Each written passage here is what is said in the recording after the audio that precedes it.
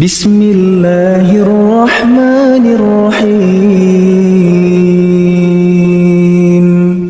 Assalamualaikum warahmatullahi ta'ala wabarakatuh.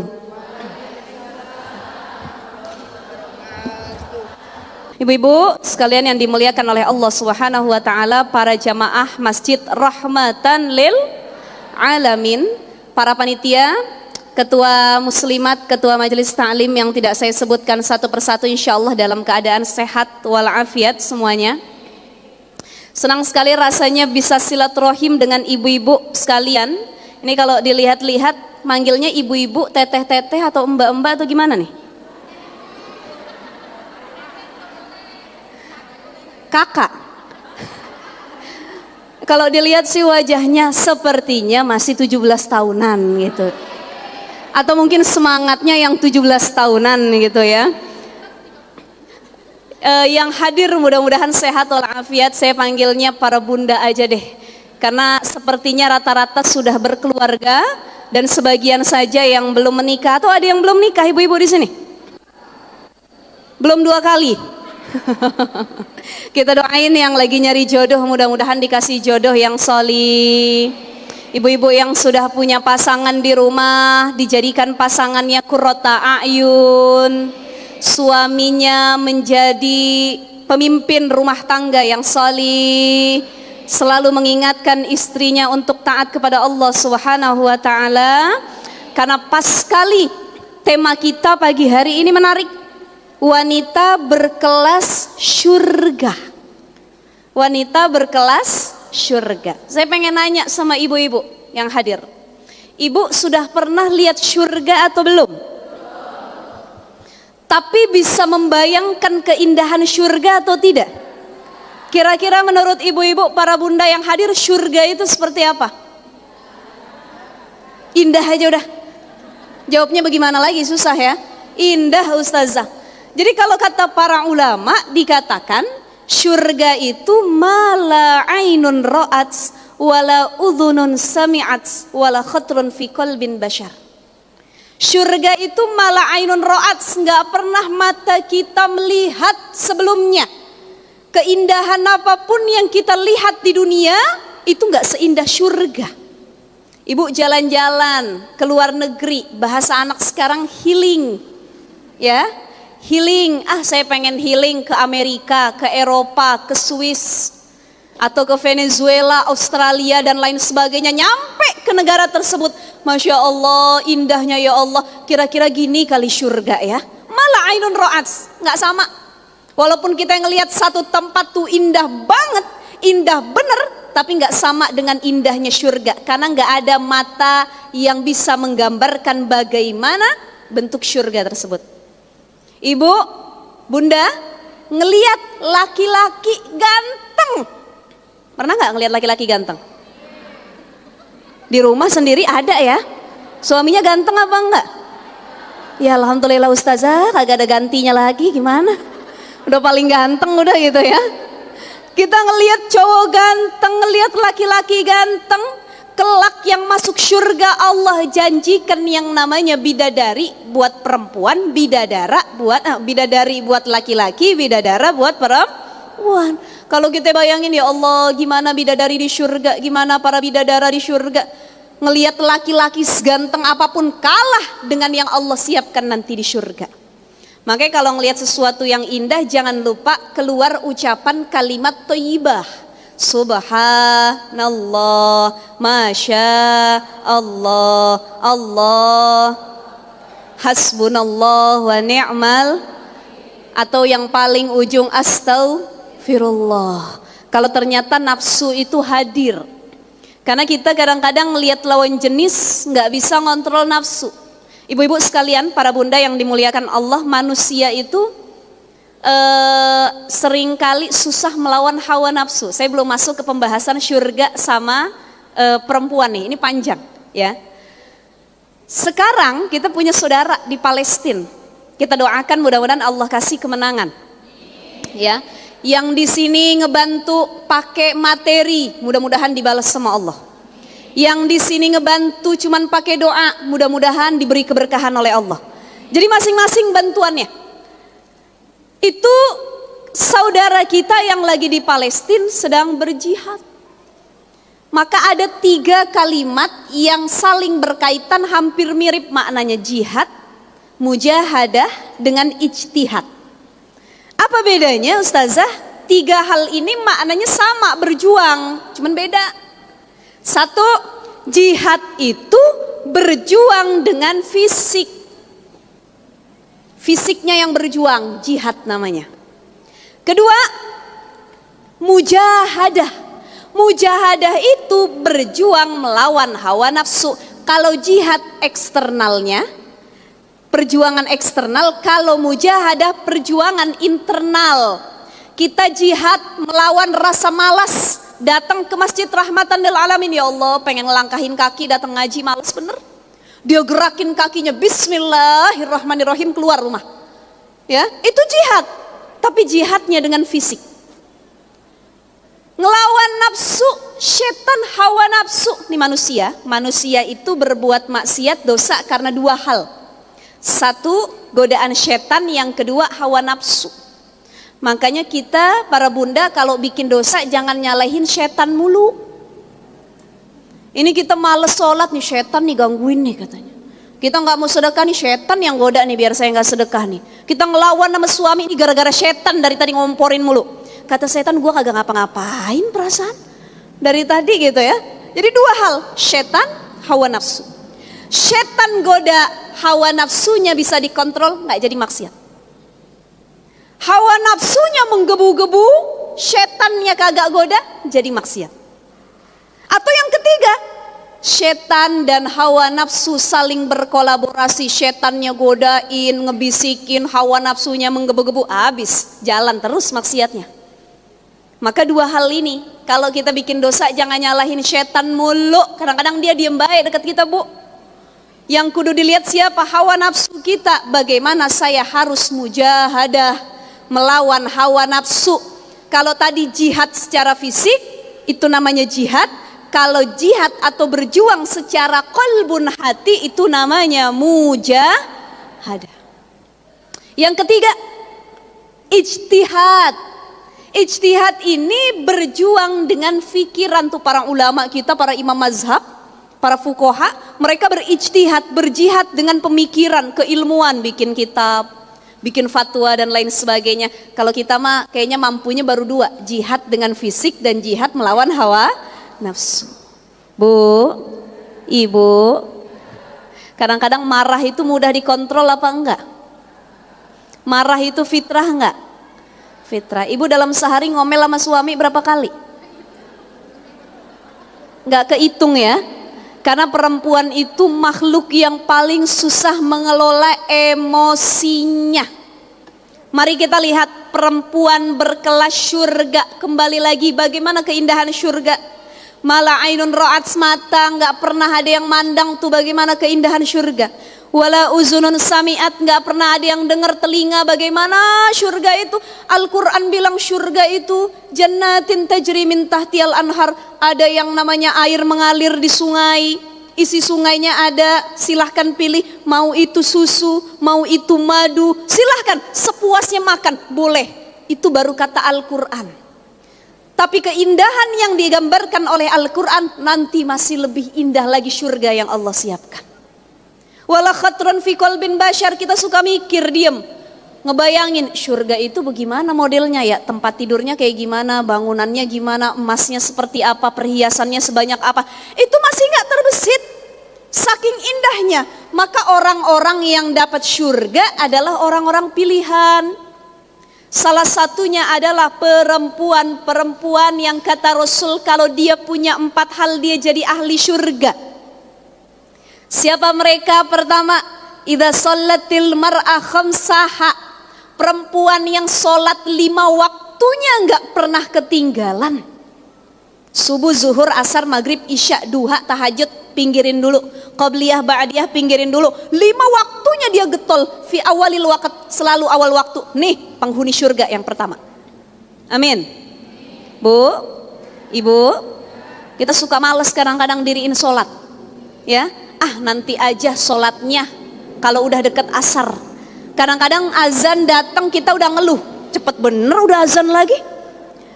Ini orang-orang yang keimanannya masih di bawah rata-rata. Kita doa, ya Allah, naikkan iman saya, tumbuhkan keimanan saya agar saya selalu rindu untuk sholat. Saya pengen nanya sama yang hadir, selama ini kita sholat kebutuhan apa kewajiban? Kebutuhan apa kewajiban? Masih di tingkat kewajiban.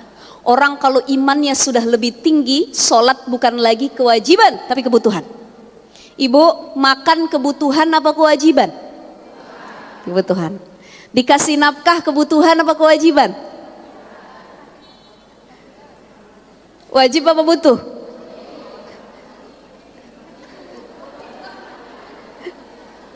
Jadi nanti bilang sama suami, nafkah itu wajib bukan butuh. Tapi butuh juga kalau nggak dikasih gitu ya. Kita makan kebutuhan, tidur kebutuhan atau kewajiban? Kebutuhan. Ada orang nggak bisa tidur, pusing, abis itu stres dia, tak tentu halang, nggak rapi jalan hidupnya. Kenapa? Kurang tidur. Maka kalau makan kebutuhan, tidur kebutuhan, orang yang beriman dia menjadikan sholat bukan lagi kewajiban tapi kebutuhan. Ya Allah, saya belum sholat, ada yang kurang rasanya di hati saya. Ya Allah, saya tuh belum asar, kayaknya ada yang kosong di diri saya. Itu kebutuhan. Maka insya Allah mudah-mudahan yang hadir sudah menjadikan sholat sebagai kebutuhan bukan lagi kewajiban. Amin ya rabbal alamin. Ibu-ibu sekalian yang dimuliakan oleh Allah Subhanahu wa ta'ala, pertama tadi perempuan yang sholat 5 waktu gak pernah dia tinggalin, dia penghuni surga. Yang kedua, wasamat syahroha, perempuan yang puasa di bulan suci Ramadan, gak pernah ketinggalan, gak pernah dia sengaja meninggalkan. Dia puasa di bulan Ramadan tuh puasa wajib yang sunahnya gak dikerjain. Senin, Kemis, Ayamul Bid, Sya'ban, kemudian puasa hari-hari yang lain dia nggak kerjain, cukup yang Ramadan. Kata Nabi Shallallahu Alaihi Wasallam, perempuan yang model begini min ahlil jannah, ahli surga. Salat 5 waktu, puasa di bulan Ramadan, ya. Idza sholatil mar'a khamsaha wa shamat syahraha wa hafizat farjaha. Perempuan yang menjaga kesuciannya, kehormatannya. Dulu perempuan itu nggak ada harganya, lebih mahal odol daripada perempuan. Perempuan kalau mau dihargain dulu 1.000 dapat 3, saking murahnya. Mari kita flashback para bunda sekalian di zaman jahiliyah. Zaman jahiliyah itu perempuan nggak ada nilainya, nggak sama sekali dihormatin. Maka dalam sejarah hanya Islam agama yang begitu memuliakan perempuan. Apa semboyan Islam kepada perempuan? La yukrimuhunna illa karimun wala ahannahunna illa kahinun. Hanya orang yang mulia, laki-laki mulia yang dia muliain perempuan. Dan hanya orang yang hina, laki-laki yang hina yang dia menghinakan perempuan. Kenapa? Islam udah ngangkat perempuan setinggi-tingginya, tapi zaman sekarang banyak perempuan yang kembali kelakuannya ke zaman jahiliyah. Betul atau tidak? Coba kita buka media sosial, banyak perempuan yang udah kagak malu menjaga kesuciannya. Di TikTok ini lagi rame orang live perempuan sambil nunjukin auratnya. Viral, yang ngasih gift banyak. Masya Allah, ya Bu ya, saya lihat scroll TikTok beberapa kali, padahal yang bikin video itu ada yang emak-emak, ada yang udah nenek-nenek. Kadang-kadang aduh mak, nek ngapain sih, udah ngaji aja, ngapain lagi gitu ibaratnya ya.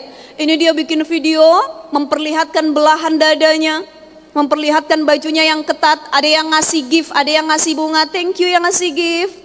Terima kasih, saya mikir suaminya kemana. Ya Bu ya. Ini banyak perempuan yang udah gak malu, dikit-dikit ada lagu viral dia bikin lagu. Makanya emak-emak zaman sekarang itu kalau kumpul selain main handphone bikin joget bareng.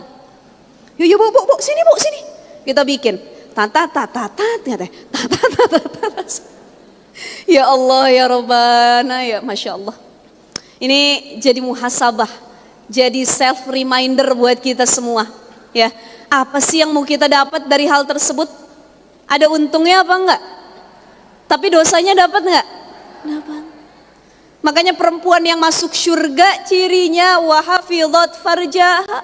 Dia jaga kesuciannya, dia jaga kehormatannya, cuman dia kasih sama yang mahramnya, yang halal.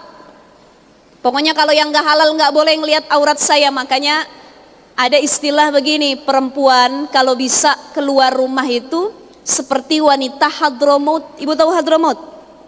Tarim sana, wanita-wanita Yaman, ya. Itu tertutup, bahkan sampai bercadar, menutup auratnya sebaik mungkin, menjaga auratnya. Kalau keluar rumah harus seperti wanita Hadramaut. Tapi kalau di dalam rumah sebisa mungkin kita harus ngalahin perempuan-perempuan Hollywood. Ibu kenal Angelina Jolie? Orang ini Tangerang Kota. Itu ada orang Hollywood, artis-artis Hollywood ya, Angelina Jolie, Katy Perry, siapa lagi namanya? Ya saya lupa juga ada itu ya. Itu wanita-wanita Hollywood kan bukan main seksinya, ya. Kita harus mengalahkan perempuan Hollywood kalau lagi berada di dalam rumah, jangan kebalik. Ini kadang-kadang kita keluar rumah terbuka, di dalam rumah tertutup, asal depan suami pakai jilbab panjang, pakai daster, kata lakinya lu mau ngaji kemana? Depan suami begini, Masya Allah tuh kalau bisa seterbuka mungkin, boleh nggak depan suami? Halal atau tidak? Pahala apa enggak? Silahkan, ibu mau model bagaimana juga boleh, ya. Jadi kalau depan suami yang halal, suami kita sendiri mau terbuka, mau pakaiannya model kurang bahan, ya, atau mau disebut baju dinas malam, mau ibu goyang seperti apa, mau joget-joget nih. Kalau kita yang joget di TikTok haram, tapi kalau depan suami halal. Jadi silahkan, jangan sampai kebalik. Depan suami kita nggak pernah dandan, begitu keluar rumah kita dandan. Saya mau nanya, kalau depan suami pakai parfum apa enggak? Jangan-jangan parfumnya terasi, bawang putih, balsem. Pakai bunda? Pakai. Depan suami pakai make up enggak? Lupa kadang-kadang. Kalau mau ketemu suami, lipstiknya dipakai dulu enggak? Dipakai? Ibu beli make up mahal, ada yang dari luar negeri, ada yang impor dan lain sebagainya. Jangan cuma dipakai kondangan. Ada orang kalau kondangan hebohnya bukan main, tuh lipstik campur merah, kuning, hijau ditaruh. Kalah biji medek kadang-kadang. Tapi depan suami pucatnya luar biasa. Nih yang harus kita rubah. Bagaimana menjadi perempuan terbaik di mata pasangan kita. Wahafidhat farjaha, dia buka aurat cuma di depan suaminya. Ada tukang Gojek, tukang Grab yang nganter Shopee, Tokopedia, kalau kita ketemu harus pakai jilbab. Ibu kalau ngangkat jemuran pakai jilbab apa enggak? Pakai jilbab ustazah, tapi dasternya sepaha. Bisa larian depan tetangga kan? Nah, ini hati-hati. Kita punya aurat, kita punya aib, kita punya farji yang harus dijaga sebaik mungkin, jangan sampai dinikmati oleh yang bukan mahramnya.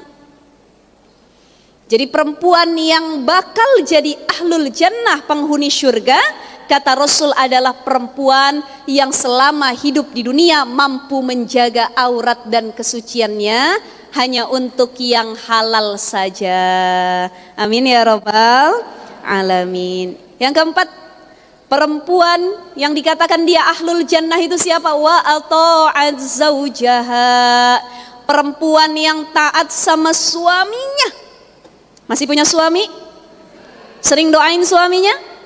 Apa doanya buat suami? Mudah-mudahan buru-buru dah, gak usah lama-lama di dunia katanya. Ini hati-hati ya. Jadi doakan yang baik-baik buat pasangan kita. Kalau anak kita lagi tidur suka didoakan? Suami kita lagi tidur suka didoakan? Atau dicaci maki? Doain dua-duanya. Anak kita pegang dadanya, bacain alam nasyrah laka sadrak wa wada'na anka wizrak. Di ubun-ubunnya doain juga Allahumma faqihu fiddin wa 'allimhu ta'wil. Ini doa yang diajarkan oleh Rasulullah sallallahu alaihi wasallam. Ya, jadi sering-sering doain yang baik sama anak, sama suami juga begitu. Jadi kalau suami lagi tidur, doain di ubun-ubunnya. Takut bangun ustazah katanya. Kita elus rambutnya, kita pegang ubun-ubunnya. Ya Allah, Rabbana hablana min azwajina wa zurriyatina qurrata a'yun waj'alna lil muttaqina imama. Doain ya Allah, jadikan pasangan saya ini qurrata a'yun, suami yang salih, perbaiki akhlaknya, pegang dadanya, bacain sholawat Allahumma salli wa sallim wa barik alaihi. Itu sering tuh. Istri yang taat, istri yang salihah, dia selalu berusaha menyenangkan hati suaminya. Dulu Fatimah radhiyallahu anha, Nabi punya anak namanya Siti Fatimah. Anak Nabi ada berapa, Bu? 7. Yang pertama,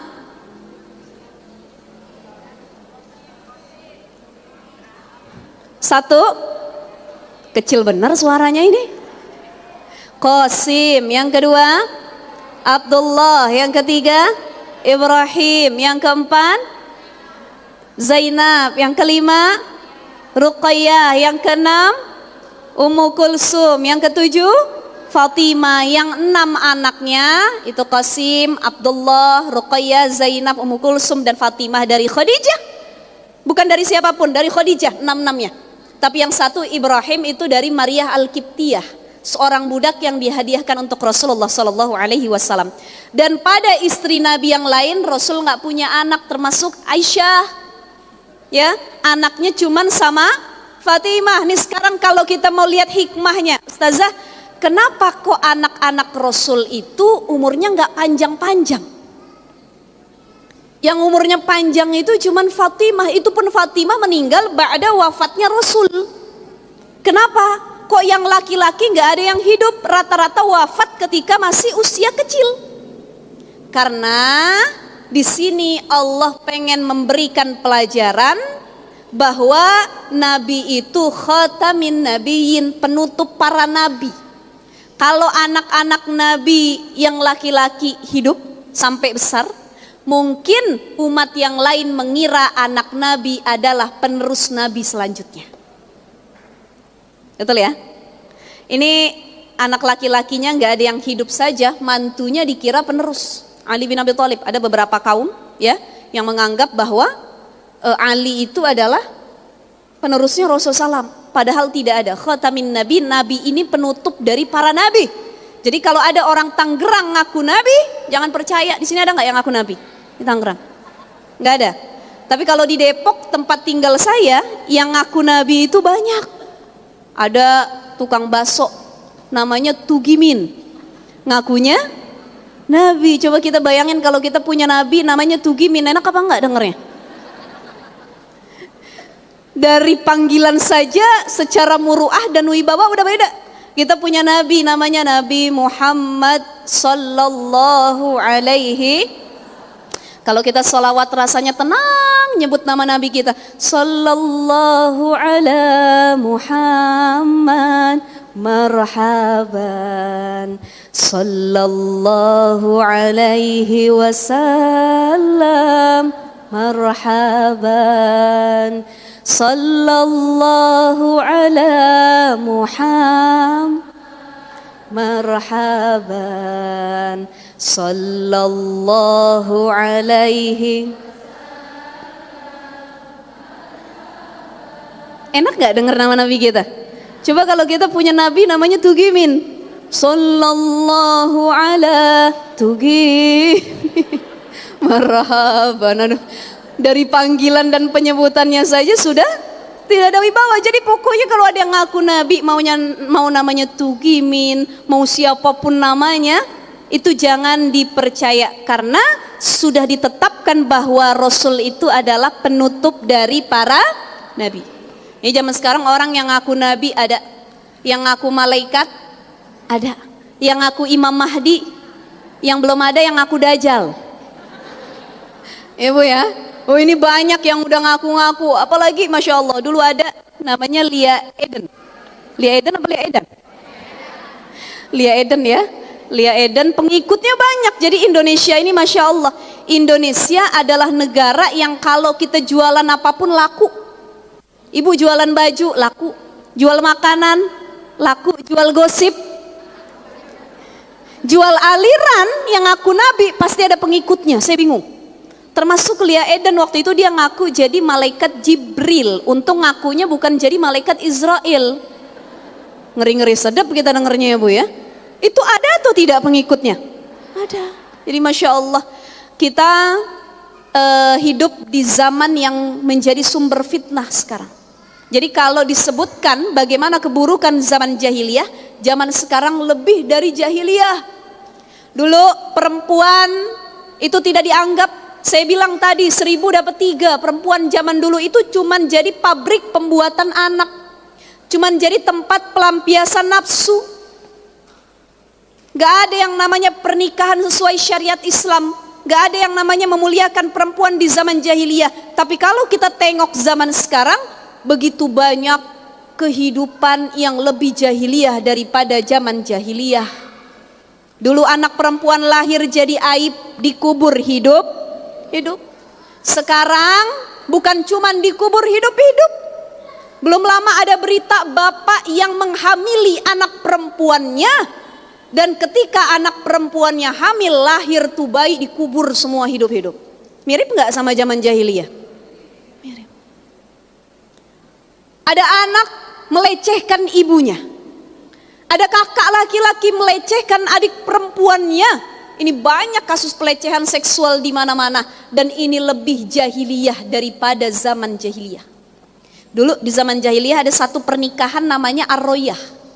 Jadi pernikahan Ar-Royah itu seorang perempuan, dia nancepin bendera di depan rumahnya. Siapapun laki-laki yang lewat ngelihat bendera itu tandanya boleh masuk ke rumah dan menggauli perempuan tersebut. Siapapun. Contoh, yang menggauli perempuan itu ada 10 orang, hamil dia. Siapa bapaknya kan bingung kadang-kadang kalau perempuan. Dipanggil kodi, hakim yang memutuskan. Oh dilihat 10-nya dijajarin. Dilihat nih bayinya miripnya sama siapa? Oh kalau hidung sama yang nomor 3. Oh enggak, kalau kulit nomor 5. Dilihat paling banyak kemiripan sama yang nomor berapa, maka yang ditunjuk harus menikahi perempuan tersebut. Dan itu diawali dengan perzinahan. Itu zaman jahiliyah.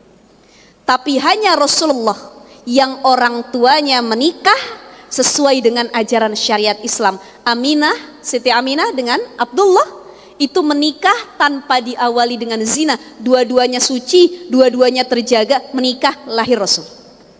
Masya Allah. Ya, itu keadaan perempuan di zaman jahiliyah. Mari kita lihat dalam beberapa pembahasan haid. Perempuan itu di zaman jahiliyah sama halnya diperlakukan oleh kaum Yahudi. Jadi orang-orang Yahudi itu sama dengan kaum jahiliyah, kalau ada perempuan haid itu harus diasingkan. Kenapa? Dia kotor, dia najis, dia buruk. Jadi kalau ada perempuan haid, itu orang jahiliyah, orang Yahudi harus dipisahin kamarnya tuh perempuan. Makannya harus misah, gak boleh ketemu sama suaminya, gak boleh bercampur sama suaminya. Bahkan kalau bisa dipasung, jangan nyampur, kotor, najis. Itu zaman jahiliyah. Beda lagi dengan kaum Nasrani di zaman dulu. Orang-orang Nasrani di zaman dulu, kalau ada perempuan haid itu boleh dicampuri. Maka datang syariat Islam. Islam memberikan syariat perempuan yang lagi haid itu memang kotor, tapi bukan berarti harus diasingkan. Yas'alunaka 'anil mahid, qul huwa adzan fa'tazilun nisaa fil mahid wa la taqrabuhunna hatta yathun. Fa idza tatahharna fa'tuhunna min haitsu amarakumullah. Innallaha yuhibbut tawwabin wa yuhibbul mutatahhirin. Jadi Islam datang menjadi pembela buat perempuan. Perempuan lagi haid itu tetap boleh didekati sama laki-lakinya, sama pasangannya, sama suaminya, tetapi hanya dari area pusar ke atas. Ini kalau kita masuk pembahasan belajar fikih, apa yang dilarang bagi perempuan haid dalam Islam? Sholat, puasa, masuk masjid, ya, atau berdiam diri di masjid, tawaf, kemudian bercampur oleh suaminya, itu dilarang. Tetapi perempuan haid itu cuman dilarang dari area pusar ke bawah, bersenang-senangnya. Dari area pusar ke atas diperbolehkan. Dan gak ada dalam Islam itu perempuan haid diasingkan, harus dipasung, ada apa enggak? Kamarnya harus dipisahkan. Kata suaminya, ih kamu lagi haid, pindah kamar, jangan sekamar sama saya. Enggak, Islam enggak begitu. Boleh tetap mendekati perempuan yang sedang haid dengan batasan yang sudah ditetapkan. Makanya para bunda kalau lagi haid jangan sombong banget sama suami. Bu, kalau lagi haid jangan sombong banget sama suami. Ini lagi haid dipegang tangannya, ih lagi haid katanya. Emang kenapa kalau lagi haid dipegang tangannya ya? Lagi haid dipeluk sama suami, sana lagi haid. Kan kesian suaminya, apalagi kalau yang istrinya haidnya 10 sampai 15 hari. Jadi silahkan saja, Islam gak pernah melarang kalau suaminya mau bersenang-senang dari pusar ke atas boleh. Tapi kalau dari pusar ke bawah itu haram, dilarang dan tidak boleh sama sekali. Jadi kalau kita belajar pembahasan fikih itu batasan-batasannya. Jadi perempuan zaman dulu gak ada harganya, dikubur hidup-hidup, lagi haid diasingkan, warisan gak dapet. Kalau ada pemilihan pemilu nggak boleh bersuara, nggak boleh bekerja, ya, cuman jadi pabrik pembuatan anak, pemuas nafsu seksual dan lain sebagainya. Tuh perempuan di zaman jahiliyah. Tapi datang tadi semboyan Islam, la yukrimuhunna illa karimun, wala ahannahunna illa kahinun. Laki-laki yang mulia dia memuliakan perempuan, laki-laki yang hina dia menghinakan perempuan. Lihat bagaimana banyaknya ayat, banyaknya hadis yang mengangkat derajat perempuan. Bahkan Rasul bilang apa? Al jannatu tahta aqdamil ummahat, bahwa surga itu di bawah telapak kaki ibu. Masya Allah. Kemudian lagi apa? Banyak sekali. Ada sahabat yang nanya, man ahakun nas bihusni sahibatin ya Rasulullah. Siapa orang yang harus saya paling berbuat baik sama dia? Rasul menjawab, ummuka, ibumu. Di sini Islam mengangkat derajat perempuan. Maka jangan sampai udah diangkat derajatnya sama Islam, di zaman sekarang kita turunin lagi derajat kita. Nauzubillah min dzalik. Nih, perempuan yang mulia adalah dia yang faham bagaimana fitrahnya. Apa fitrah perempuan? Mengandung, melahirkan, menyusui. Tapi ada perempuan zaman sekarang yang nggak mau ngandung, ada yang nggak mau melahirkan, ada yang tidak mau menyusui. Kenapa? Takut postur tubuhnya berubah, tidak cantik lagi. Coba lihat ibu, kita lihat di luar sana, di luar negeri, di Indonesia juga sudah banyak. Itu ada yang namanya sewa rahim. Jadi banyak perempuan-perempuan cantik yang tidak mau mengandung, melahirkan. Kenapa? Takut berubah fisiknya. Ya berubah sih berubah, emang betul ya. Cuman ya sudah, itu yang terbaik dari Allah. Ada yang sewa rahim, bahkan sewa rahimnya di rahim perempuan lain yang belum menikah. Ada lagi kalau di luar negeri itu sewa rahimnya sama gorila. Jadi anaknya dikandung di rahim gorila, nanti dilahirin jadi anak gorila gitu ya. Tapi tetap wajahnya manusia ini, Masya Allah. Sekarang perkembangan teknologi zaman, di luar negeri itu sudah banyak yang namanya sewa rahim. Gak mau nyusuin anaknya, dia ngambil ke bank ASI, tempat penitipan dan penjualan ASI-ASI yang sudah diperas. Hati-hati ibu-ibu yang suka pumping ASI. Kalau tidak ada keadaan darurat, jangan sampai kita kasih ASI kita buat anak yang lain. Kenapa? Karena itu bisa menjadikan mahram antara kita, anak kita dan anak yang dapat ASI tersebut. Hati-hati, jangan sembarangan ngasih ASI. Ini banyak perempuan-perempuan yang gak sadar fitrahnya, mengandung, melahirkan, menyusui. Padahal tadi sudah jelas, kalau dia atau adzaujaha, dia taat kepada suaminya, dia menjadi perempuan yang sholat 5 waktu, puasa di bulan Ramadan, menjaga kesuciannya, insya Allah dia akan menjadi ahlul jannah. Siapa perempuan ahli syurga? Kata Rasul ada 4 perempuan ahli syurga. Pemimpin para perempuan ahli syurga ada 4. 1, Khadijah bintu Khuwailid, istrinya Rasul. Yang kedua, Fatimah Az-Zahra, putrinya Rasul. Yang ketiga Maryam bintu Imran, Siti Maryam yang namanya diabadikan dalam Al-Quran. Yang keempat Asiyah imra'ah Fir'aun, Asiyah istrinya Fir'aun. Kita bedain, kalau Aisyah istrinya Rasulullah, kalau Asiyah istrinya Fir'aun. Ini 4 perempuan yang jadi pemimpin di surga nanti. Dan kemudian kala itu Fatimah nanya sama Rasul, wahai Rasulullah SAW, siapa perempuan yang nanti bakal masuk surga setelah para ummahatul mukminin? Ummahatul mukminin tuh siapa aja? Para istrinya Rasul. Istri Rasul ada berapa? 11. 1 Khadijah, yang kedua Aisyah, yang ketiga, keempat, yang kelima Ibu kenal sama Aurel Hermansyah?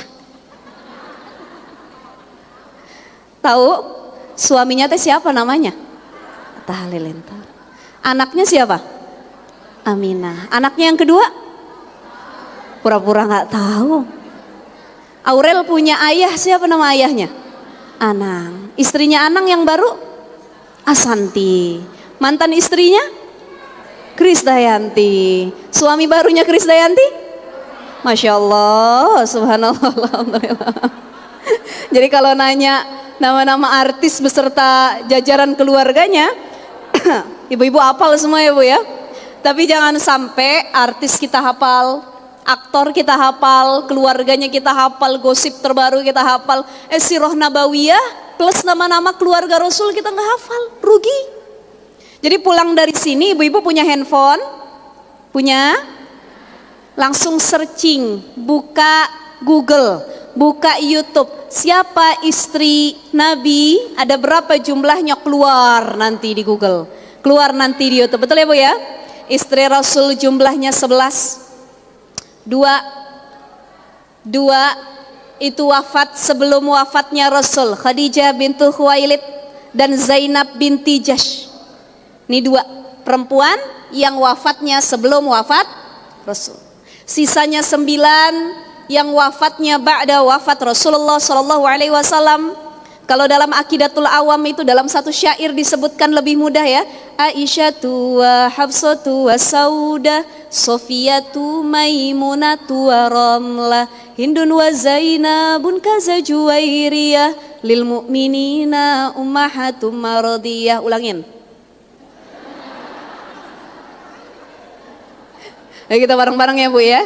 Aisyatu wa Hafsatu wa Saudah, Sofiyatu Maimunatu wa Ramlah, Hindun wa Zainabun kaza Juwairiyah, lil mu'minina ummahatum maradiyah. Sok belum hafal juga? Ya udah nanti searching di YouTube ya Bu ya. Silahkan, syair yang mengumpulkan nama-nama para istri Nabi ada. Kadang-kadang kita kalau pakai lagu lebih cepat hafal, betul ya?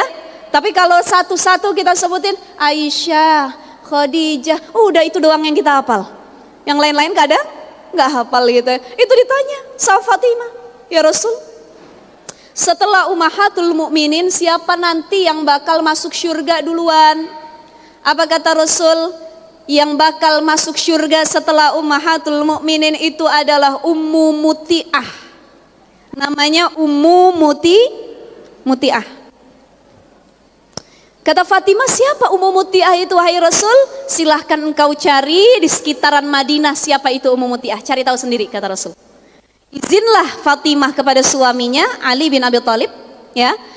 Diizinkan sama Ali, datang Fatimah bawa anaknya Hasan, ketok-ketok ke rumah Muti'ah, kedapetan nih. Tuk, tuk, tuk, tuk, tuk. Assalamualaikum. Assalamualaikum. Gak langsung dibuka sama Muti'ah. Kenapa? Muti'ah nih perempuan ahli surga yang dijanjiin sama Nabi. Penasaran Fatimah, apa sih amalannya? Emang kayak gimana sih kok bisa masuk surga setelah ummahatul mukminin? Sama saya tuh kayak gimana sih? Dilihat, datang bertamu ke rumah Muti'ah. Ketika itu Muti'ah gak langsung bukain pintu, dibukanya dulu jendela. Shh. Siapa yang datang nih adab? Ada perempuan yang taat solihah, kalau ada tamu dia gak langsung bukain pintu. Dia lihat dulu dari jendela, takutnya yang datang laki-laki yang bukan mahram, apalagi disuruh masuk haram kalau belum izin sama suami. Beda kalau yang datang keluarga sendiri, ayah kita, abang kita, saudara kita, nggak apa-apa. Tapi kalau orang lain itu harus biizni azwajihina, izin dari suaminya. Muti'ah begitu adabnya. Ada tamu, dia buka dulu. Shh, siapa yang datang? Oh ternyata Fatimah, dibuka pintunya. Wahai Fatimah, ada apa kemari? Ya Allah, alangkah senangnya saya dapat tamu, putrinya Rasulullah SAW. Bu, kita jangankan putrinya Rasul, anak bupati, anak wali kota bertamu ke rumah kita, senang apa enggak? Disambut atau tidak? Oh yang kagak ada diada-adain kadang-kadang.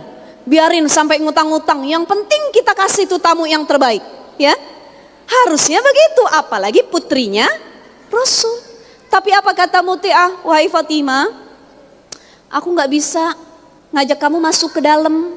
Kenapa? Karena kamu bawa anak laki-laki. Saya gak berani bawa tamu laki-laki masuk ke dalam sebelum izin sama suami saya. Dan suami saya sedang tidak ada di rumah. Kata Fatimah, kalau gitu besok saya datang lagi, tolong izinin nih anak saya datang besok sama saya. Baik Fatimah, pulang Fatimah. Keesokan hari lagi datang, tok tok tok tok dibuka sama Muti'ah. Wahai Fatimah, aku sudah izinkan kau dengan Hasan pada suamiku. Ternyata yang dibawa Fatimah bukan cuma Hasan, tapi juga Husain. Kan anaknya kembar Hasan Husain. Ya, anaknya ada dua nih, Hasan Husain. Kata Muti'ah, mohon maaf Fatimah, yang aku mintakan izin ke suamiku cuma Hasan. Husainnya belum. Kalau gitu besok balik lagi deh, saya minta izin dulu. Kalau kita orang Tangerang ribet amat nih orang. Anak kecil juga ya Bu ya. Masuk aja ngapa, orang belum gede, belum balik kok gitu ya. Tapi tidak dengan Fatimah, baik mintakan izin kepada suamimu. Kagum Fatimah, pulang. Esokan hari dia nggak bawa yang lain-lain. Jangan dibawa Ali bin Abi Thalib, susah lagi izinnya nanti ya Bu ya. Dibawa Hasan sama Husain masuk bertamu. Ketika ngobrol sedikit ya antara tamu dengan tuan rumah dijamu, gak lama suaminya pulang, cium tangan, itu Muti'ah, Ummu Muti'ah, disambut suaminya. Kalau bahasa kita orang Tangerang mungkin begini Bu nanyanya, abang mau mana duluan, dapur, sumur, apa langsung kasur? Itu bahasa kita ya orang Tangerang ya Bu ya. Cuman beda kalau Muti'ah nanya, ya zauji, wahai suamiku, apa yang engkau inginkan? Apakah engkau lapar? Apakah engkau pengen mandi? Apa langsung pengen istirahat? Itu udah disiapin sama Muti'ah semuanya. Kata suaminya, aku pengen makan dulu, dianterin makan, disiapin makannya. Setelah makan, pengen mandi, disiapin anduknya, disiapin pakaiannya. Ini Fatimah yang lagi bertamu sama anaknya nungguin cengok. Ini kita ngapain di sini ya? Katanya datang Muti'ah, wahai Fatimah, aku mohon maaf sekali sebagai tamu aku tidak bisa melayanimu karena suamiku udah pulang, ini surgaku nih. Jadi harus saya layani dulu suamiku. Kalau engkau ada waktu dan berkenan, mudah-mudahan nanti bisa bertamu lagi atau aku yang datang bertamu ke rumahmu. Pulang Fatimah, Muti'ah pun berlanjut melayani suaminya. Disitulah Fatimah nangis. Pulang, apa dia bilang, ya Allah, saya gak begini sama suami saya. Tapi Muti'ah, bagaimana perlakuannya kepada suaminya? Dia menjadikan suaminya sebagai sumber ketaatan, sebagai wasilah dia untuk masuk surganya Allah Subhanahu wa ta'ala. Itu Fatimah nangis, apalagi kita Bu orang Tangerang. Betul nggak? Kadang suami pulang bukan cium tangan, dibukain pintu aja kagak. Masuk bang, kagak dikunci. Betul ya? Kalau Muti'ah dia samperin ke depan pintu, dia cium tangan ketemu sama guru, ulama, ustadz, ustazah, kita cium tangan ngambil berkah. Ustazah, Masya Allah, Masya Allah, Masya Allah. Tuh kita cium berkah bolak balik. Ama suami juga kudu begitu. Nanti ibu pulang dari sini, suami pulang kerja sore. Suami pulang, Assalamualaikum, Waalaikumsalam, Papa. Kata suaminya, bini gua kesambet apaan ini tumben-tumbenan begini cium tangannya. Ya, jadi ambil berkahnya juga, ambil ridhonya suami kita. Sudah disambut dengan cium tangan yang hangat, digandeng suami kita, ayah lapar apa enggak? Ayo masuk ke dalam tuh. Itu perlakuan yang dilakukan oleh Muti'ah kepada suaminya. Kadang kalau kita buka pintu aja kagak, teriak dari dalam rumah, Udah gitu nonton sinetron gak diakhirin dulu. Kata suaminya, mah lapar, ambil sendiri tuh di depan tujung saji udah ditutup. Udah masak rapi, ntar dulu ngapa ini sinetron belum kelar katanya. Nih Masya Allah, hati-hati, hati-hati. Baik ibu-ibu maupun saya yang berbicara, mudah-mudahan ya kealfaan kita, kekurangan kita bisa kita rubah. Kita bisa jadi istri solihah, bisa jadi istri yang lebih taat, bisa jadi istri yang menjadikan suami wasilah masuk ke surga. Mudah-mudahan yang masuk surga bukan cuman kita doang, tapi suami masuk surga, anak masuk surga. Nih kalau ngomong-ngomong masalah surga, tadi wanita berkelas surga adalah yang seperti itu, yang kurang lebih perlakuannya sama seperti Ummu Muti'ah, yang kurang lebih dia punya 4 ciri yang tadi, sholatnya gak ketinggalan, Ramadan yang gak ketinggalan, menjaga kesuciannya, dia taat sama suami. Ini perempuan berkelas surga semua. Lalu kalau kita bertanya, Ustazah, ini banyak pertanyaan biasanya. Katanya kalau perempuan nikah beberapa kali, dia bakal di surga sama suami yang mana? Betul apa enggak? Ibu udah berapa kali nikah? Di sini yang hadir udah berapa kali nikah? Hah? Baru 1. Mudah-mudahan insya Allah nggak nambah lagi ya Bu ya. Sekali aja udah seumur hidup, insya Allah jodohnya panjang mudah-mudahan. Tapi ada yang jalan hidupnya berbeda. Suaminya meninggal, dia jadi janda. Janda ditinggal mati. Masih muda, akhirnya nikah lagi. Ini bingung, ya Allah, nanti saya kalau di surga dikumpulinnya sama suami yang pertama atau suami yang kedua? Atau mungkin dua-duanya jadi suami saya di surga? 3 dong totalnya, belum sama bidadara yang disiapkan Allah, gitu ya. Ibaratnya itu pasti jadi banyak pertanyaan. Di sini ada 2 pendapat. Pendapat yang pertama ini hadis dari Anas dari Ummu Salamah. Jadi Ummu Salamah itu pernah nanya sama Rasul, wahai Rasul, ketika kami para perempuan pernah menikah dengan beberapa laki-laki ya, misalkan sekali, 2 kali atau 3 kali laki-laki, kelak nanti kami itu dikumpulkan dengan suami yang mana wahai Rasul? Maka Rasul mengatakan dengan yang paling bagus akhlaknya. Jadi suami yang paling bagus akhlaknya, paling baik ketaatannya, dia yang kelak dikumpulkan bersama istrinya di surga. Jadi nggak usah milih yang nomor 1 apa nomor 2, pokoknya yang paling bagus akhlaknya. Itu pendapat yang pertama. Pendapat yang kedua, ini dari riwayat Imam Tobroni ya. Jadi Imam At-Tobroni mengatakan bahwa al-mar'u li zaujihal akhir. Perempuan kalau dia punya suami beberapa ketika di dunia, kemudian wafat nih, masuk surga, maka dia akan dikumpulkan li zaujil akhir dengan suaminya yang paling terakhir. Ada perempuan nikah 3 kali. Ya, kalau dari pendapat yang kedua, dia bakal kumpul sama yang ketiga. Bukan yang pertama atau yang kedua. Jadi itu ada 2 pendapat. Ya, pendapat mana yang benar? Wallahu a'lam bishawab. Kita minta yang terbaik, nanti dikumpulkan sama siapa, kalaupun takdir kita harus menikah beberapa kali. Tapi doa kita mintanya sama Allah, ya Allah cukup 1 seumur hidup. Ya, jodohnya lama panjang dan insya Allah kembali kumpul di surganya Allah Subhanahu wa ta'ala. Jadi gak usah dipikirin Bu, ngumpulnya sama yang mana. Ya, terus jangan dipikirin, aduh ya Allah Ustazah, saya udah bosen bener sama suami saya sekarang di dunia, masa ketemu lagi di akhirat, masa di surga dia lagi begitu ya. Tenang, nanti kalau sudah sampai surganya Allah, tidak sama kelakuan, tampang, usia sebagaimana di dunia.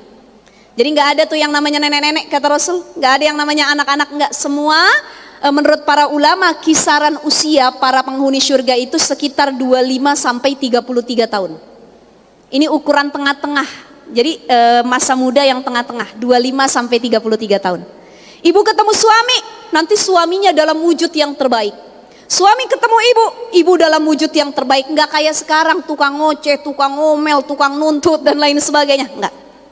Karena kelak di surga tidak ada lagi nafsu. Orang kalau hidup di dunia masih ada nafsu, betul nggak? Nafsunya udah tercapai, udah kenyang dia. Kalau kita masuk surga, kita mau makan sebanyak apapun, gak ada batasnya. Mohon maaf, ya. Kita nanti mau bersenang-senang dengan pasangan kita sebanyak apapun, tidak ada batasnya. Kenapa? Karena disitulah kenikmatan hakiki yang Allah berikan lewat syurganya Allah Subhanahu wa ta'ala. Amin ya rabbal alamin. Ibu-ibu sekalian yang dimuliakan oleh Allah Subhanahu wa ta'ala, maka insya Allah yang hadir bisa jadi perempuan-perempuan berkelas syurga, perempuan-perempuan yang dirindukan syurga, dan perempuan yang kelak bisa mengajak keluarganya menjadi ahli syurga. Doa kita sama Allah, Allahumma inna nas'aluka ridhaka wal jannah wa na'udzubika min sakhatika wan nar. Ya Allah, kami mohon redha-Mu, mohon syurga-Mu, ya, dan lindungi kami dari siksaan azab api neraka. Kami paham betul kalau masuk neraka kita nggak sanggup ya Bu ya, betul nggak? Ini kena kompor tangan kita kecipratan minyak aja udah sakit, apalagi ngerasain panasnya naru jahannam, api neraka. Ya Allah nggak sanggup, makanya kita minta ridho Allah, syurga Allah. Yang bikin manusia bisa masuk syurga bukan karena siapa yang paling banyak amalnya, tapi siapa yang dapat ridho dari Tuhannya. Kalau Allah udah ridho, Allah bilang masuklah kamu ke syurga dari pintu manapun yang kamu mau, apalagi perempuan dengan 4 ciri yang tadi. Insya Allah mudah-mudahan keberkahan itu ada buat kita semua. Saya nggak panjang lebar karena sudah 10:30 juga. Silahkan kalau ada sesi tanya jawab, mungkin boleh moderator atau panitia ya. Mangga silahkan ibu-ibu. Terima kasih Ustazah atas ilmu ya. Ibu dapat ilmu nggak nih Bu? Dapat ya Bu ya. Jadi 4 tuh Bu cirinya ya. Contohnya tadi itu ya. Apa tadi anak ya, anak Nabi aja nggak bisa tuh yang ngikutin. Mudah-mudahan ya kita bisa mengikuti apa yang disampaikan oleh Ustazah tadi. Ibu-ibu yang kami hormati, kami beri kesempatan untuk 2 pertanyaan yang nanti bisa ditanyakan ke Ustazah ya. Karena waktu sudah menjelang zuhur ya, kalau zuhurnya ini lebih cepat sekarang. Ada 2 pertanyaan dan nanti dapat door prize nih ya, kasih 2 aja. Oh ibu mau ibu satu lagi siapa? Satu di belakang ya. Oke silakan Bu. Assalamualaikum warahmatullahi wabarakatuh. Waalaikumsalam warahmatullahi Sebut nama nggak usah ya. Boleh silahkan, mau disebut Nama boleh saya nggak disebut? Hendayani. Mau tanya, kalau kita udah ngelayanin suami dengan sebaik mungkin tapi kelakuan suami kayak Dajjal gimana? Kayak Dajjal tadi. Habis apa yang pantas mengungkap? Ini teh curhat kayaknya. Bukan. Sok lanjut teh. Ya, udah itu aja Ustazah. Dikumpulin Udah itu aja dulu pertanyaannya ya. Ya, Terima boleh. kasih. Sama-sama.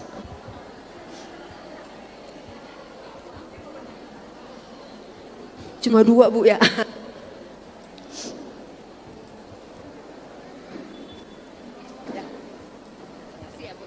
Assalamualaikum warahmatullahi wabarakatuh. Waalaikumsalam warahmatullahi wabarakatuh. Ustazah, saya mau bertanya, apa benar gimana ya, perempuan yang meninggal duluan itu jaminannya surga? Terus kalau laki-laki yang meninggal duluan itu berarti laki-laki itu punya rasa sakit hati terhadap istri? Yang saya dengar seperti itu. Apa benar Ustazah? Udah itu aja. Terima kasih. Assalamualaikum warahmatullahi wabarakatuh. Waalaikumsalam warahmatullahi wabarakatuh. Ibu di sini pengen suami duluan apa ibu duluan? Bingung jawabnya. Kalau kita duluan takut emas-emas kita buat yang kedua ya Bu ya. Kalau suami duluan bingung kadang-kadang. Siapapun duluan itu yang terbaik menurut Allah. Gitu ya. Tapi saya baru dengar istilah itu. Ya. Jadi gini, perempuan kalau dia meninggal duluan, dia bakal jaminan syurga dengan catatan suaminya ridho sama dia. Ya, jadi ketika dia wafat, suaminya mengatakan, ya Allah, aku ridho dengan istriku, aku sudah maafkan segala kesalahannya, dan aku doakan mudah-mudahan istriku ini jadi penghuni syurga. Itu bisa dapat jaminan syurga. Kenapa? Karena ridho dan doa dari suaminya. Tapi kalau ketika kita meninggal, suami nggak ridho, kata suaminya, ya Allah saya nggak ridho dengan perempuan ini. Terserahlah mau gimana pun ya, tapi jahat banget suaminya ngedoain gitu ya. Ini perempuan selama hidup nyakitin saya ya Allah. akhlaknya nggak baik, nggak mau dibimbing dan lain sebagainya, maka saya tidak ridho dan tidak mendoakannya masuk surga. Wah, itu jangan sampai kejadian seperti itu. Makanya kita kebiasaan yang diajarkan oleh para ulama, kalau kita hendak tidur di malam hari ataupun saat melakukan kesalahan dengan pasangan, buru-buru kita saling minta maaf. Bukan minta maaf sendiri, tapi saling. Suami minta maaf sama istri, istri minta maaf sama suami, apalagi sebelum tidur. Kenapa? Karena tidur itu kata para ulama adalah bagian dari kematian. Banyak orang yang tidur akhirnya nggak bangun lagi. Cuman bedanya kalau orang tidur, ketika tidur dicabut ruhnya, nah ketika dia bangun dikembalikan ruhnya. Kalau orang mati ruhnya dicabut nggak dibalikin lagi. Itu hampir sama. Makanya tidur itu menggambarkan kematian. Jadi kalau mau tidur malam, usahakan saling minta maaf sama pasangan, mau sengeselin apapun pasangan kita. Justru itu jadi kunci surga. Ya, ibu-ibu coba lihat Asiyah, istrinya Fir'aun. Itu kayak Dajjal apa enggak? Oh, lebih-lebih itu ya, ngaku Tuhan. Jadi Fir'aun itu ngakunya Tuhan, sampai kisahnya diabadikan dalam Al-Quran. Bahkan Asiyah pun wafatnya di tangan Fir'aun, di tangan suaminya sendiri, gara-gara Asiyah ngikut agamanya Musa. Nah, walaupun kita punya suami, dia apa bahasa kita sedajal-dajalnya, tapi jangan disebut dajal juga, ya. Karena dajal itu benar-benar kejamnya, masya Allah. Suami kita nggak gitu banget deh, ya. Paling bahasa kita cuman ya ada sifat setan dalam dirinya Ustazah, udah gitu. Tapi jangan juga disebut suami kita setan.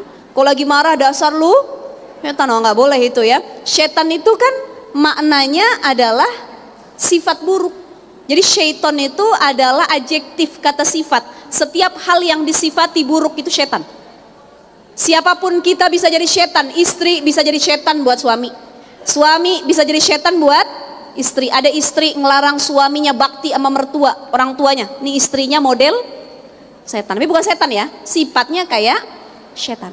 Ada suami nggak mau bimbing istrinya sholat, nggak mau, ya durhaka sama Allah, nyuruh istrinya buka aurat, suaminya juga setan sifatnya, gitu. Maka sekali lagi, sebelum tidur, sekesel apapun kita, walaupun kita tahu yang salah nih suami, ini kadang-kadang mengalah itu bukan berarti kalah, Bu, tapi mengalah itu lebih ke tawakal dan minta ridho Allah Subhanahu Wa Taala. Ya Allah, udah deh, saya nggak mau ribut, nggak mau panjang lebar, udah saya ajar yang minta maaf. Bukan berarti kita hina, enggak, justru kita yang paling mulia. Kita berantem sama suami, minta maaf. Bang, maafin ya bang ya, kalau saya salah, walaupun saya dalam hati nih, walaupun saya tahu yang salah tuh situ suami bukan saya gitu ya. Cuma secara lisan maafin ya, minta ridhonya, cium tangannya. Ketika suami udah maafin, kita tidur, kalaupun kita meninggal, suami kita ingat, oh tadi saya berantem sama istri saya, ternyata istri saya nggak bangun lagi, meninggal, tapi dia sudah minta maaf. Dia menunjukkan bagaimana perilaku istri yang salihah. Ya Allah, saya ridho sama dia, gitu ya. Jadi ini kebiasaan para orang-orang solih, ulama-ulama sebelumnya itu kalau sebelum tidur saling maaf-maafan laki bini. Kalau kita enggak, beda. Mau tidur berantem sama suami, suaminya tidur di ujung, istrinya mau jatuh dari tempat tidur, di tengah tempat tidur kosong, nggak ada yang ngisi, ya tidurnya saling ngebelakangin. Oh masya Allah nih, susah kadang-kadang memang direalisasikannya.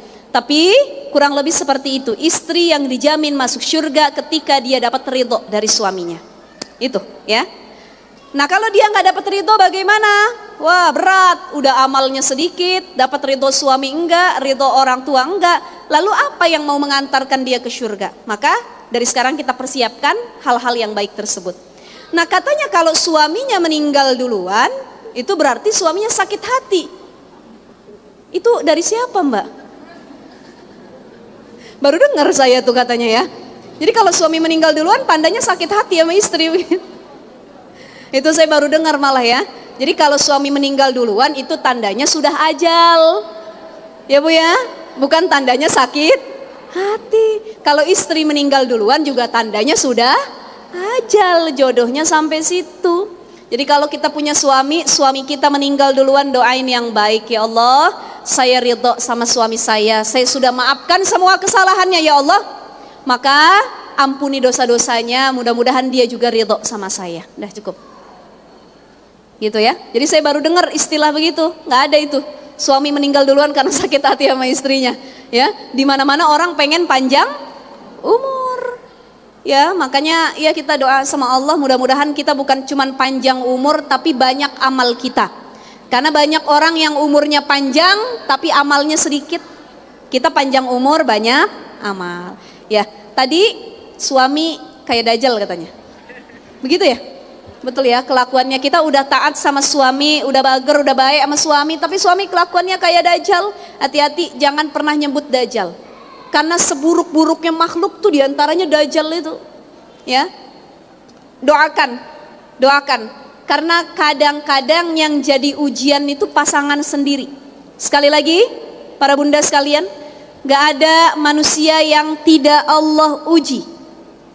Wa nabluukum bisyarri wal khairi fitnah dalam surah Al-Anbiya. Ada yang diuji dengan kebaikan, ada yang diuji dengan keburukan, masing-masing punya ujiannya tersendiri. Ada yang ujiannya harta, ada yang ujiannya jabatan, ada yang ujiannya popularitas, ada yang ujiannya dalam keluarga itu anak, ada yang diuji dengan tidak punya anak, dengan lamanya perkawinan, ada yang diuji sama mertua sendiri, ada yang diuji sama ipar sendiri, ada yang ujiannya sama pasangannya sendiri. Jadi kalau suami kita mungkin saat ini belum baik atau belum memberikan feedback yang baik, husnuzon saja. Bisa jadi itu ladang kita untuk melakukan kebaikan. Bisa jadi itu ujian yang menaikkan derajat kita di sisi Allah. Kata Allah, aku uji lewat suami kamu, aku uji lewat istri kamu, maka pasangan bisa jadi ujian. Suami ganteng, baik, tetap ujian. Kenapa? Punya suami ganteng itu bingung ngejagainnya. Ujian apa enggak? Ujian. Banyak yang mandang, banyak yang godaan sana sini gara-gara suami kita ganteng. Punya suami tidak ganteng juga ujian. Udah nggak ganteng KDRT lagi. Ya Allah. Nah ini hati-hati. Kalau suami kita sudah ranahnya KDRT itu boleh dilaporkan dan boleh untuk meminta cerai. Ya. Tapi kalau suami kita masih bisa diperbaiki akhlaknya, masih bisa dinasehati, masih bisa dirubah dan diikhtiarkan, sebaik mungkin kita tetap berlaku baik kepada pasangan kita. Tapi kalau sudah sifatnya itu mengalahkan sifat setan, bolehlah itu dipertimbangkan untuk kemaslahatan rumah tangga. Ya, jadi yang tahu dan menjalani rumah tangga kita sendiri. Kita sendiri, maslahat atau tidak, lihat kita yang jalanin, gitu ya. Tapi jangan pernah manggil suami dajjal atau setan atau iblis gitu ya. Dasar lu iblis lah, dasar lu setan, jin dan lain sebagainya, hati-hati. Itu malah makin bikin sakit hati orang ya Bu ya.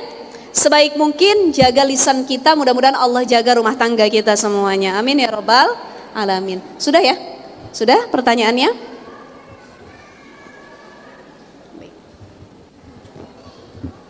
Demikian apa-apa yang sudah disampaikan oleh Ustazah ya. Jadi Ibu, kita sudah bisa berkaca ya bagaimana Asia pun ya dengan mempunyai suami, mungkin Ibu akan mengatakan melebihi daripada dajjal ya.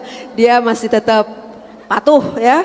Nah, sehingga hadiahnya surga ya. Makanya Ibu kalau mau hadiah surga ya sabar-sabar ya, sabar-sabar untuk menghadapi suami kita, karena yang membolak-balikan hati juga Allah. Tadi Ustazah bilang kita doakan bagaimana suami kita supaya lembut hatinya ya. Karena sudah waktu, monggo. Oh masih ada pertanyaan lagi, bonus. Oh Ibu silakan Bu. Nah, langsung saya ngelihat Ibu deh. Tambahan nih bonus ya Ustazah ya. Ya.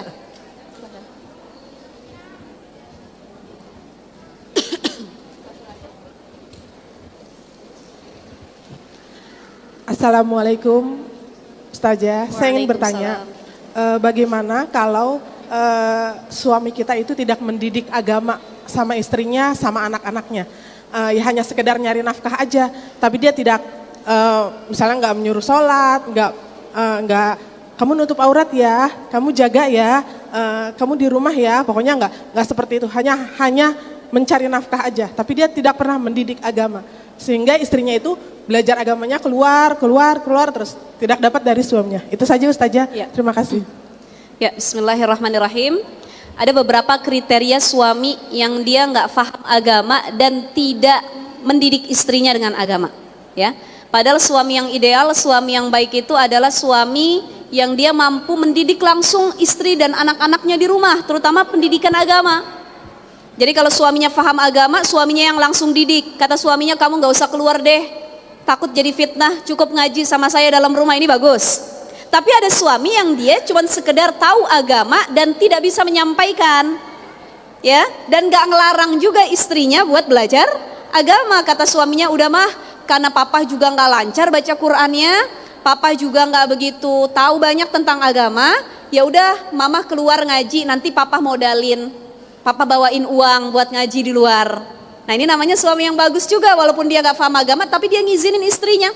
Ada model yang ketiga, model suami yang agama enggak paham, ngizinin enggak, ngelarang lagi istrinya keluar buat ngaji. Wah ini yang Masya Allah, luar biasa nih, agak sulit kalau kita temukan model suami yang begini. Jadi kalau kita punya suami, walaupun dia enggak didik kita dengan agama karena dia juga kurang paham, tetapi kalau nafkah dia bertanggung jawab, dia enggak pernah ngelarang kita ngaji, dan kadang-kadang dia masih mau mendengar nasihat kita, ini masih bagus. Setiap orang punya prosesnya untuk mendapatkan hidayah. Dari awal kita nikah tahu, saya punya suami yang kurang paham agama. Tapi alhamdulillah secara kelakuan baik, setia, tanggung jawab, gak pernah KDRT, gak pernah kasar sama istri, dan selalu support istrinya untuk ngaji. Alhamdulillah ya Allah, bukain hidayah suami saya ya Allah.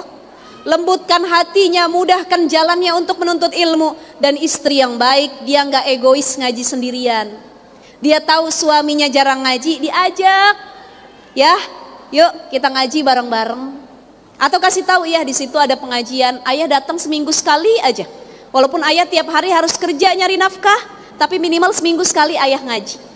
Ya, kalau ayah belum bisa ngaji keluar, minimal itu Quran ayah baca. Sholat jangan ketinggalan, tuh istri yang solihah, dia tetap ngingetin, doain. Apalagi suaminya nggak pernah ngelarang kita ngaji kan, betul ya? Ada suami yang udah kagak ngasih duit, ngelarang lagi. Ya Allah ya Rahman, ibu ngaji datang minta duit sama suami, bang minta dong bang, mau jalan ke Masjid Rahmatan lil Alamin. Udah nggak usah, nggak ada duit katanya. Nah ini model-model yang agak susah, tapi cukup didoakan. Ya Bu ya, kalau suami masih mau sholat, alhamdulillah. Suami masih ngedengerin apa yang kita omongin. Siapa orang ketiga? Kalau ada orang tuanya minta tolong sama orang tuanya. Tolong dong mertua, ayah ibu nasehatin suami saya, kan dia pemimpin, imam.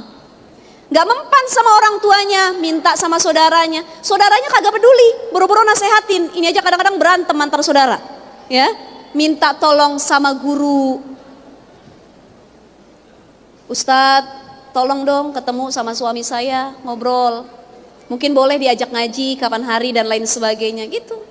Ya, jadi banyak cara yang bisa kita lakukan dan juga lewat wasilah orang-orang ketiga yang bisa membantu untuk menasehati. Terusin doain ya Bu ya. Terus doain, Rabbi habli minas solihin, Rabbana hablana min azwajina wa zurriyatina qurrata a'yun. Qurrata a'yun tuh maknanya bukan cuman enak dipandang pasangan kita, tapi secara akhlak bagus, secara ibadah bagus. Ya. Secara agamanya bagus, itu makna qurrata a'yun yang terbesar dalam rumah tangga. Jadi insyaallah mudah-mudahan dikasih pasangan yang demikian. Jangan pernah lelah nasehatin, terus nasehatin, itu kita udah dapat kebaikan ya.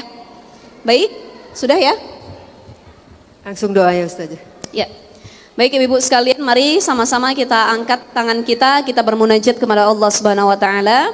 Alhamdulillahirabbil alamin, di akhir sesi kajian kita yang insya Allah mudah-mudahan diliputi banyak keberkahan dari Allah Subhanahu wa taala. Mudah-mudahan Allah panjangkan umur kita, disehatkan badan kita, diberkahi rizki kita, dijadikan kita istri yang salihah, dijadikan suami-suami kita suami yang salih, dijadikan anak-anak zuriyah kita anak-anak yang salih dan salihah, dan rumah tangga kita Allah berikan sakinah, mawaddah, warahmah, kelak bukan hanya dikumpulkan di dunia tapi di syurganya Allah Subhanahu wa taala.